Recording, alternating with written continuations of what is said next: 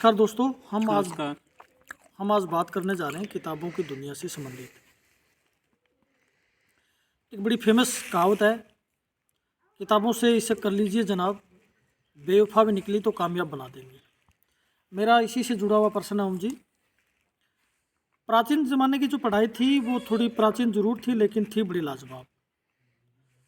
आप क्या महसूस करते हैं प्राचीन ज़माने की किताबों की या फिर आज की किताबों की? अपने को उनमें कोई एक मेजर अंतर स्पष्ट करना हो तो? पुराने ज़माने में सर किताबें नहीं होती थी। गुरु जो भी अपना मौखिक ज्ञान देता था वो आत्मसात करते थे उनके शिष्य, और उन्हीं के अनुसार वो चलते थे। आप गुरुकुल से संबंधित पढ़ाई के बारे में हाँ। बात कर रहे हैं, तो फिर आज आज हमारी जो शिक्षा पद्धति है वो किताब भी आधारित हो गई है, और उनका एक निर्धारित सिलेबस है, उसी के अनुसार हमें पढ़ाई करनी पड़ रही है। क्या वर्तमान समय की जो किताबें हैं वो बच्चों के अनुकूल हैं? हाँ, सरकारें प्रयास कर रही है कि बच्चों के अनुकूल हो, ताकि बच्चे जो भी सीखे वो अच्छा से ढंग से सीख पाए। किस प्रकार का मैटर है किताबों में? महापुरुषों की जीवनियाँ हों या हमारा इतिहास हो, या कुछ ऐसी चीज़ें जो हमें रोज़गार उन्मुखी शिक्षा की ओर लेके जाए? वो सारी चीज़ें होनी चाहिए सर, रोज़गार भी होना चाहिए, और हमारा जो भी महापुरुषों की जीवनियाँ वगैरह है वो हम पढ़ें और उसको आत्मसात करें, ताकि हम अच्छे नागरिक बन पाएँ। बहुत अच्छा। तो फिर इसी से जुड़ा मेरा अगला प्रश्न है,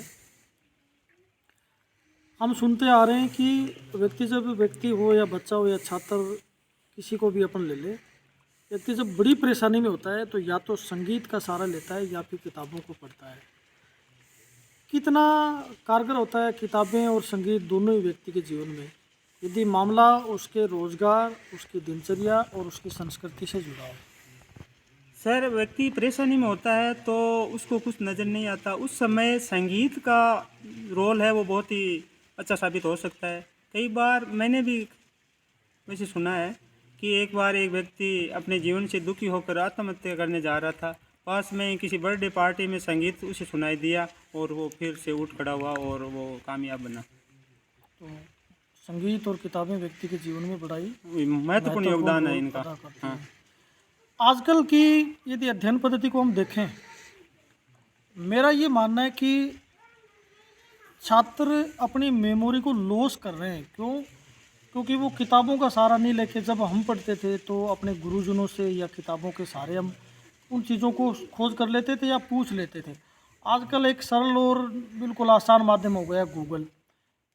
मैं ये मानता हूँ कि शायद गूगल ने हमारी मेमोरी को कहीं ना कहीं एक बड़ा नुकसान पहुँचा है। आप इससे कितने संतुष्ट हैं? हाँ, मैं आपकी बात से पूर्णतः सहमत हूँ कि गूगल की वजह से अपन चेष्टा ही नहीं करते हैं कि कुछ चीज़ें हमें याद रहे, इस वजह से काफ़ी नुकसान हुआ है। मतलब हमारी हाँ। जो सोचने हाँ, की और वो सर्च क्षमता। करने हाँ। की जो क्षमता थी वो हाँ, हम धीरे धीरे लॉस कर रहे हैं। लॉस करते जा हाँ। रहे हैं।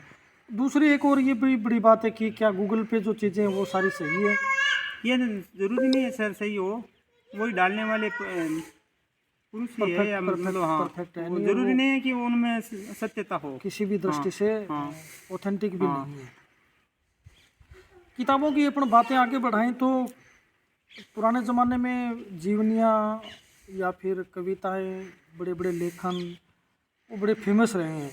आपकी कोई ऐसी महत्वपूर्ण जीवनी, लेखन, कथा, साहित्य, उपन्यास जो आपने पढ़ा हो और उससे आपको बड़ी सीख मिली? हमारे जो धर्म ग्रंथ है उनको मैंने पढ़ा है, वैसे महाभारत। महाभारत से मुझे बहुत कुछ सीखने को मिला है। महाभारत में जो कृष्ण का गीता का उपदेश है वो उसको मैंने काफ़ी अच्छी तरह से आत्मसात किया है। उसमें है कि व्यक्ति कर्म करता रहे, फल की इच्छा न करे, फल देना भगवान के हाथ में है, व्यक्ति कर्म करता रहे। काम करता हाँ। रहे, ये उसमें से आपने एक बड़ी सीख ली।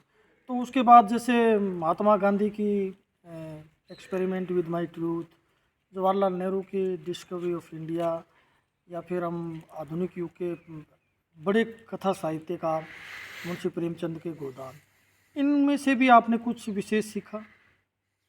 हाँ, महापुरुषों की जो भी किताबें मैंने पढ़ी है उनमें, जैसे जवाहरलाल नेहरू की भारत एक खोज, तो हमारी जो विविध संस्कृति है उसके बारे में हमें काफ़ी कुछ जानकारी मिलती है उसको तो पढ़ने आपने से, आपने हमारे देश की उसमें जो से भी संस्कृति है उसके उसमें बारे से में। बहुत ज़्यादा सीखा है। अपनी यदि 1857 की क्रांति की बात करें या 1947 के बाद भारत की स्थिति या उससे पहले अंग्रेज़ों के शासन, हमारे जो हिंदी के साहित्यकार कहें, अंग्रेजी के साहित्यकार कहें या फिर लोकल जितने भी क्षेत्रीय भाषाओं के साहित्यकार हैं, उनका आज़ादी के समय में और 1857 की क्रांति में भी बहुत बड़ा योगदान रहा। जैसे मैं कुछ नाम लूँ, सुभद्रा कुमारी चौहान, रामधारी सिंह दिनकर, हरिवंश राय बच्चन। अब धीरे धीरे ये सारी परंपराएं विलुप्त होती जा रही है।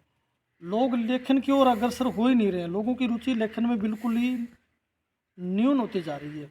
इस बारे में आप अपने सुनने वालों को या जो हमें देख रहे हैं उनके लिए आपके क्या विचार हो सकते हैं? हमें मतलब ऐसा वातावरण क्रिएट करना चाहिए ताकि ज़्यादा से ज़्यादा जो भी लेखक है वो आगे आए और जो भी स्टूडेंट हैं उनको प्रेरित करें कि वो ज़्यादा से ज़्यादा लेखनी में भी अग्रसर हो। क्या इसकी शुरुआत विद्यालय जीवन से हो सकती है? हाँ, क्यों नहीं। कैसे? हम हमारे जो भी प्रतिदिन के जो भी अनुभव है उनको किसी पुस्तक के माध्यम से समझाए तो हमारे जो भी अनुभव है उनका लाभ लोगों को मिल सकता है। जी बिल्कुल। ऐसा कहा जाता है कि कथा और साहित्यकार में बड़ी शक्ति होती है। साहित्यकार बड़े बड़े राजघराने या फिर बड़े बड़े राजाओं को हिलाने की ताकत रखता है। यदि इस प्रकार की लेखन परंपराएं और कविताएं स्कूलों के माध्यम से आगे बढ़ेंगी तो ज़रूर आने वाले समय में बड़े साहित्यकार और कथाकार निकलेंगे। ये थे मेरे और ओम जी के विचार पुस्तक और लेखन से संबंधित। हम इस प्रकार के वीडियोस आपके सामने ला रहे हैं जिनको जानने की रुचि हो सकता है लोगों की कम हो, लेकिन ये विषय बड़े शानदार हैं। इसलिए आप इन विषयों के साथ जुड़े रहने के लिए जुड़े रहिएगा हमारे यूट्यूब चैनल से। धन्यवाद। जय हिंद। जय भारत।